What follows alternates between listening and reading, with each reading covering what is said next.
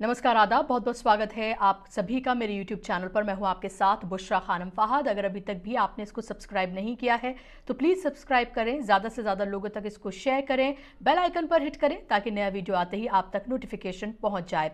तो आज 13 राज्यों की 29 सीटों पर जो उपचुनाव हुए थे उनके नतीजे आए हैं और ज़्यादातर जगहों पर रिजल्ट जो है वो आ चुके हैं। कुछ जगहों पर अभी भी थोड़ा सा संशय बरकरार है, लेकिन मोटे तौर पर अगर देखा जाए तो फिलहाल सबसे ज़्यादा चौंकाने वाले नतीजे जो हैं वो और परेशान करने वाले नतीजे बीजेपी के लिए, जहां पर उसका एक तरह से जो 4 सीटों पर जो उपचुनाव हुए थे उसमें सुपड़ा साफ हो गया। 1 लोकसभा 3 विधानसभा की सीटें जहां पर कांग्रेस ने जीत हासिल की है। मैं यहां पर बात कर रही हूं हिमाचल प्रदेश की।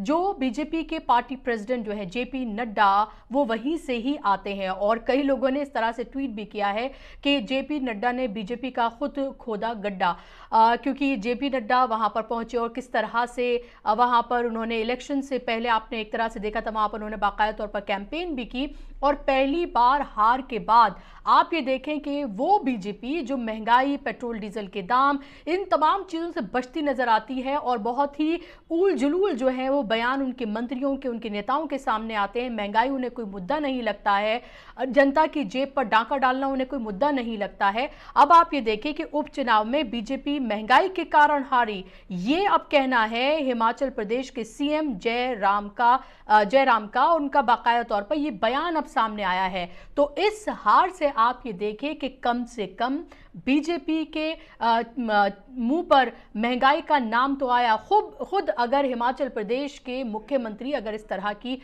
बात कर रहे हैं तो आप इसको अच्छे से समझ सकते हैं।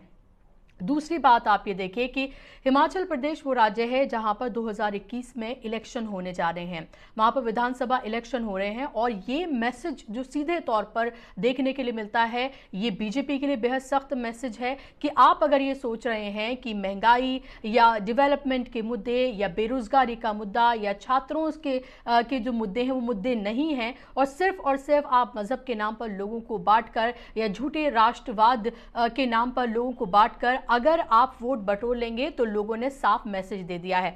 खासतौर पे मैं यहाँ बात करूंगी हिमाचल प्रदेश की, मैंने आपको बात की। राजस्थान में तो इतना बुरा हाल हुआ है बीजेपी का कि वहां पर आप ये देखें कि तीसरे और चौथे नंबर पर बीजेपी आई है, यानी कि इंडिपेंडेंट जो कैंडिडेट्स हैं उन्होंने भी बीजेपी से बेहतर वहां पर किया है और ये अब सोचने वाली बात है। और कांग्रेस का वहां पर भी प्रदर्शन काफी अच्छा रहा है। महाराष्ट्र में भी विधानसभा सीट जो एक जिस पर उपचुनाव था वो कांग्रेस के पाले में गई है। इसके अलावा कर्नाटका में भी मैं बात करूं तो कर्नाटका में भी 1 सीट कांग्रेस ने जीती है और 1 बीजेपी ने जीती है। और वहीं यहां पर टीएमसी की बात करना सबसे जरूरी है क्योंकि जो शानदार जीत टीएमसी को मिली है, इससे पहले भी जो 3 सीटों पर उपचुनाव हुए थे वो भी टीएमसी ने जीते थे और अब जो 4 सीटों पर उपचुनाव हुए हैं वहां पर एक तरह से सुपड़ा साफ कर दिया है बीजेपी का।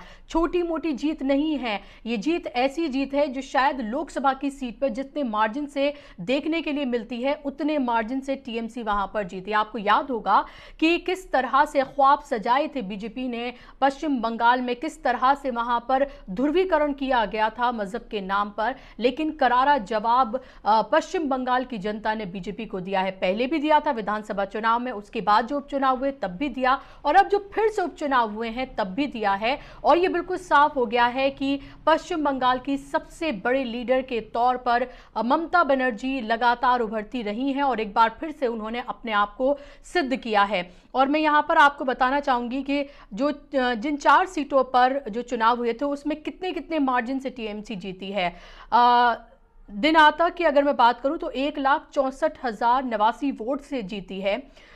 इसके अलावा शांतिपुर की अगर हम बात करते हैं तो 64,675 से टीएमसी जीती है।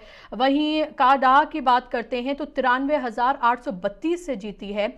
और वहीं गोसाबा की बात अगर हम करते हैं तो 1,43,051 वोटों से जीती है। जीत का मार्जिन आप देख रहे हैं कि बीजेपी क्या कोई और पार्टी भी दूर दूर तक नहीं है। और खास तौर पर इनमें से कुछ सीटें जो शांतिपुर की खासतौर पर बात करूंगी, यहां पर 6 महीने पहले की बात बताएं तो यहां पर बीजेपी जीती थी लगभग 15,000 वोट से। 6 महीने के बाद देखिए कैसे कहानी वहां पर पलट गई है। हालांकि ये देखना जरूर है, बिहार में अगर हम बात करते हैं दोनों सीटें जो है वो जेडीयू के पाले में चली गई हैं। लास्ट तक एक सीट पर जो है वो कांटे की टक्कर आरजेडी देती हुई नजर आई। जिस तरह से हमने विधानसभा चुनाव में भी देखा था कि बहुत कम मार्जिन से जो है कुछ सीटें वो जेडीयू और बीजेपी गठबंधन को चली गई थी और फिलहाल ऐसा ही कुछ होता हुआ यहां पर भी अभी भी नजर आया है। इसके अलावा आसाम और मध्य प्रदेश की अगर बात करूं तो वहां पर बीजेपी का प्रदर्शन अच्छा रहा है। मध्य प्रदेश की खासतौर पर बात की जाए तो वहां पर जिसको अभी हम कह सकते हैं कि हिंदुत्व की प्रयोगशाला के तौर पर उसको देखा जा रहा है, और यूपी की जगह हमने देखें तो मध्य प्रदेश में जिस तरह से यूपी में घटनाएं देखने के लिए मिलती थी वो अब मध्य प्रदेश में लगातार देखने के लिए मिल रही है। एक के बाद एक हेट क्राइम और तमाम इंसिडेंट्स आपने वहां पर देखे होंगे। वहां पर भी एक सीट जो है वो कांग्रेस ने जीती है, और वो सीट जो है लगभग 30 साल के बाद जो है वो कांग्रेस के पाले में आई है। तो वहां पर भी एक सीट जीतने में कांग्रेस कामयाब रही है। यहां पर यह बताना भी बेहद जरूरी है कि उस कांग्रेस को जिसको लगातार बीजेपी ये कहती रही कि कांग्रेस मुक्त भारत की बात लगातार करती रही है और अब वो हाशिए पर है। राहुल गांधी कुछ भी कहें उसको किस तरह से पेश किया जाता है, और आपको ये भी पता है कि गोदी मीडिया जो है वो एक तरफा, सिर्फ आपको एक तरफा न्यूज जो है वो दिखाता है। अगर जिस तरह से अभी आप हाल ही में देख रहे हैं कि उत्तर प्रदेश में जहां कहीं भी रैलियां हो रही हैं प्रियंका गांधी की, वहां पर बड़ी तादाद में भीड़ इकट्ठा हो रही है, लेकिन कहीं पर भी कहीं गोदी मीडिया में आपको वो तस्वीरें नहीं दिखाई देंगी। अब आप ये देखें ये इलेक्शन के जो नतीजे हैं वो भी आप ये देखेंगे कि किस तरह से इसको बीजेपी के फेवर में या इसको पूरी तरीके से टर्न एंड ट्विस्ट देते हुए इसको दिखाया जाएगा। पूरी कोशिश ये की जाएगी दिखाया ना जाए, और दिखाया भी जाए तो बहुत सरसरी तौर पर इसको दिखाया जाएगा। उस सब के बावजूद भी आपको पता है कि बीजेपी साम दाम दंड भेद की जो है वो राजनीति करती है। पावर, पैसा, सब कुछ अभी अगर देखें तो बीजेपी के फेवर में जाता है। केंद्र में उसकी सरकार है, ज्यादातर राज्यों में उसकी सरकार है, उसके बावजूद भी अगर डिसेंट परफॉर्मेंस कांग्रेस का यहां देखने के लिए मिलता है। दादर नागर हवेली में अगर शिवसेना अपनी सीट लेकर आती है, महाराष्ट्र के अलावा कहीं पर वो सीट जीतती है, तो ये भी एक तरह से ये देखना होगा कि लोग जो हैं अब किस तरह से उन तमाम मुद्दों से जिनसे उन्हें भटकाया गया, जो मुद्दे बनने नहीं दिए गए, जिसको गोदी मीडिया ने पूरे तरीके से डस्ट ऑफ करने की कोशिश की, वो किस तरह से जो लोगों के सरोकार के से जुड़े जो मुद्दे हैं वो अब मुद्दे बन रहे हैं। आगे आने वाले 2021 की मैं बात करूं, 2021 में 1-2 नहीं बल्कि 7 राज्यों में चुनाव होने जा रहे हैं। उनमें से एक राज्य है हिमाचल प्रदेश, जहां पर पूरी तरीके से बीजेपी को मुंह की खानी पड़ी है। और ऐसे में आप ये देखें कि आगे आने वाले वक्त में ये एक तरह से साफ होता हुआ नजर आ रहा है कि जिस मजहब की जो अफीम लोगों को जो चटाई जा रही है, मजहब के नाम पर जो लोगों को बांटा जा रहा है, अब बस हो गया है।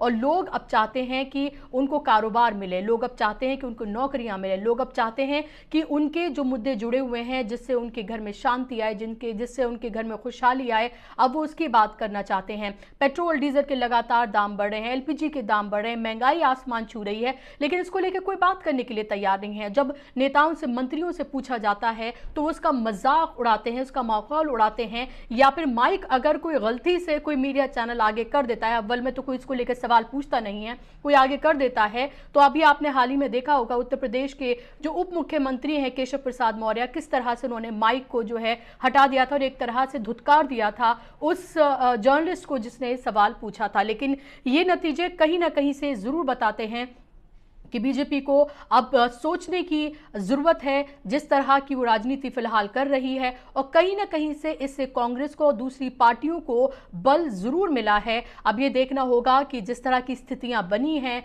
क्या वाकई में इन स्थितियों को देखकर या फिर इन रिजल्ट का नतीजा जो है वो आने वाले विधानसभा चुनाव में भी देखने के लिए मिलता है।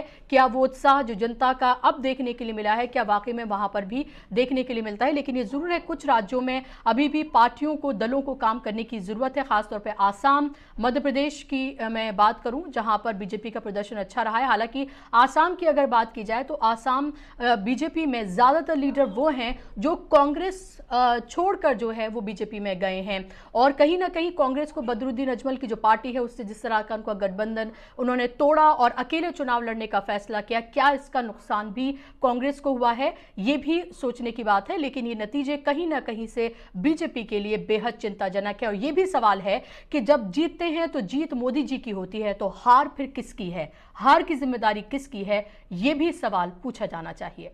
आपको कार्यक्रम कैसा लगा मुझे जरूर बताइएगा।